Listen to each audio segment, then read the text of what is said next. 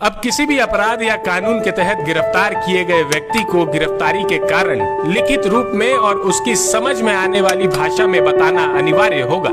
Supreme court ने गुरुवार को एक ऐतिहासिक फैसले में कहा कि इस फैसले से व्यक्तिगत स्वतंत्रता की संवैधानिक गारंटी की सुरक्षा मजबूत होगी। अगर गिरफ्तारी करते समय तुरंत ये नहीं बताया कि उसे किस वजह से गिरफ्तार किया गया है तो गिरफ्तारी अमान्य नहीं मानी जाएगी, लेकिन पुलिस को उचित समय के भीतर गिरफ्तारी के कारण की लिखित जानकारी देनी होगी और गिरफ्तार व्यक्ति को मजिस्ट्रेट के सामने पेश करने से कम 2 घंटे पहले लिखित जानकारी देना जरूरी है। चीफ जस्टिस BR गवई और जस्टिस ऑगस्टिन जॉर्ज मसीह के बेंच ने ये फैसला मिहिर राजेश शाह बनाम महाराष्ट्र राज्य मामले में सुनाया, जो जुलाई 2024 के चर्चित Mumbai BMW hit and run case से जुड़ा था। अब किसी भी अपराध या कानून के तहत गिरफ्तार किए गए व्यक्ति को गिरफ्तारी के कारण लिखित रूप में और उसकी समझ में आने वाली भाषा में बताना अनिवार्य होगा।